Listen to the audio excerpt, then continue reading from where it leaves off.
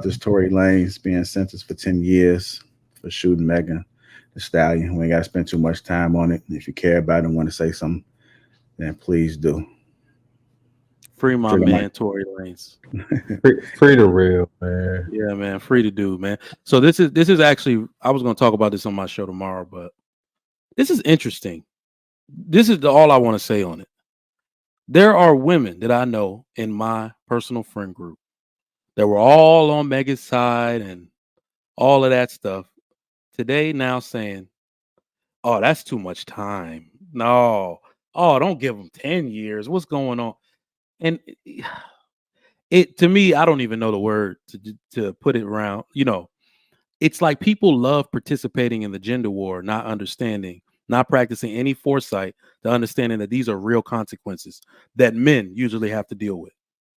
Right? It becomes real for you once the sentence is given. It was crazy to me how many people I was reading back to back to back saying that. And this particular case in general, I think is just one of those for the record books that this is a trash ass culture.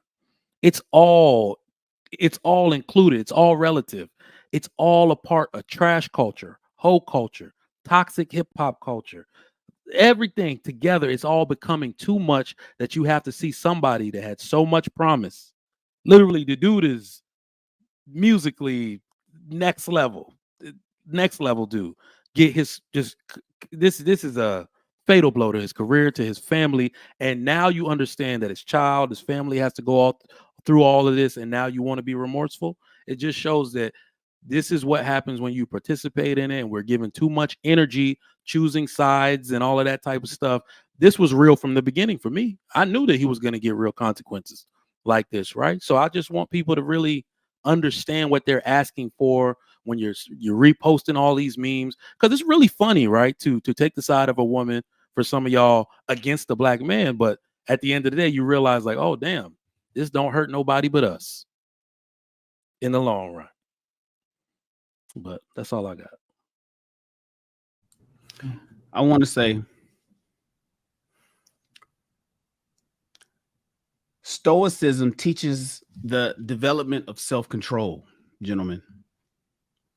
It teaches fortitude as a means of overcoming your destructive emotions.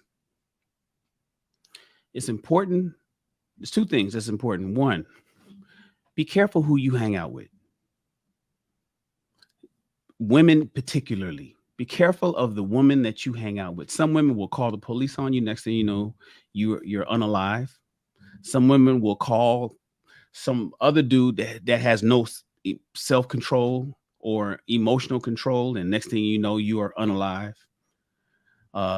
Some women will get you so riled up that you do something that you wish you didn't do. 20 years ago, Pastor told me, he said, a woman will drive you to drink and then call you a drunk.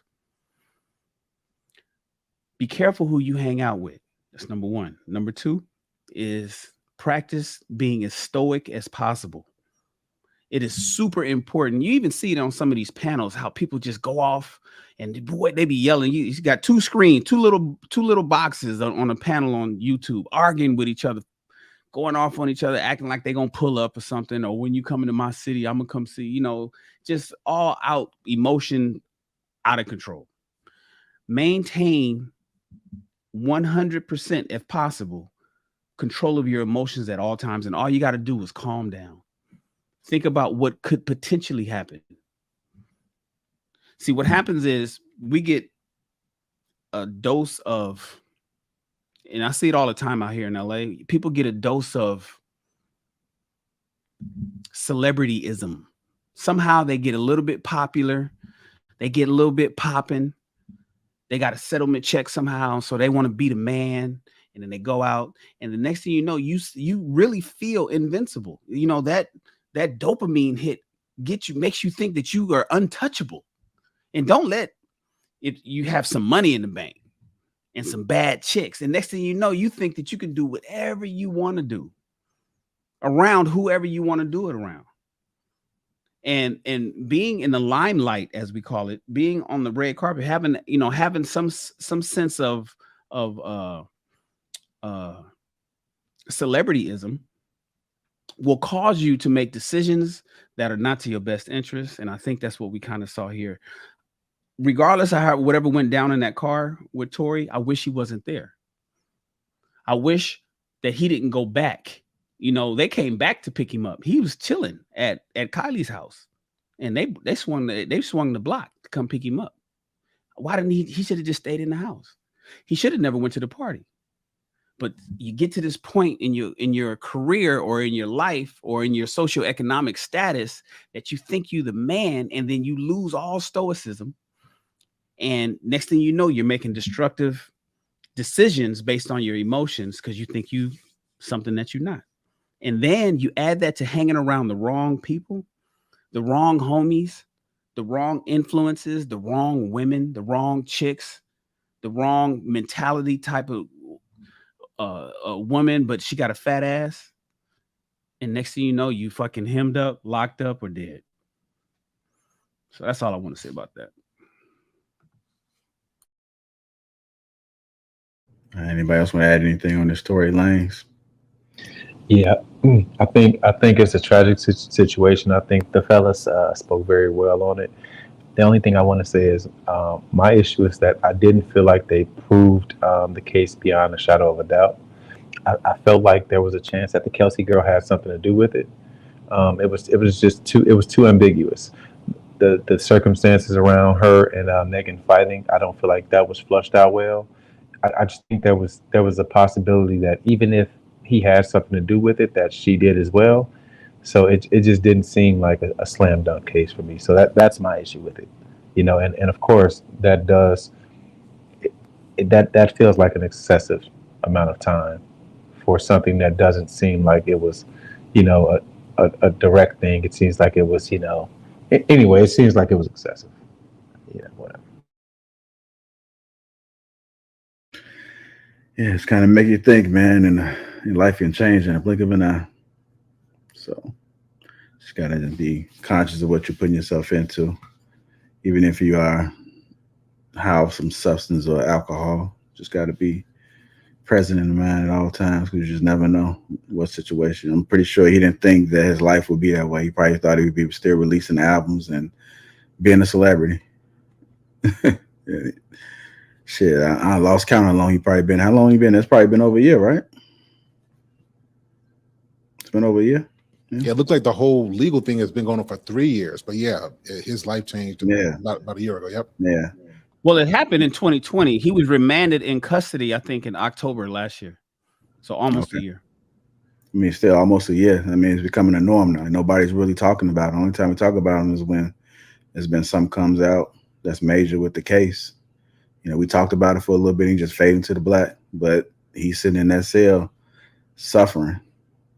But we'll never know the whole true story. So hopefully, you know, something breaks for him. Maybe he'll get a retrial or something. We're gonna go ahead and keep it pushing. It's not like he could have just up and said, because then it would have been perjury, and it could have even been worse. So, like, say he would have up and said, "Okay, you know what? Fuck that," and he would have just snitched. One, he would have. You know, this whole non-snitching fucking thing would have just came back on him because he was trying to be like a street gangster R&B singer. So if he would have just said, no, it was her. She did it. I saw it. Fuck everything else I said before. That would have ruined this case. It's almost like he went with what he went with and he had to stick with it no matter what, even if he knows that he didn't do it. So even if it was Kelsey, we know it wasn't the driver. And it who was the bodyguard, right? Because the driver was the bodyguard, Meg was in the front seat, and he was in the back seat with Kelsey. So who was it? And I don't even think the driver fucking testified. He never even went to court. And Kelsey, I think, testified from a distance, and she was never called. So it was just basically between him and her, and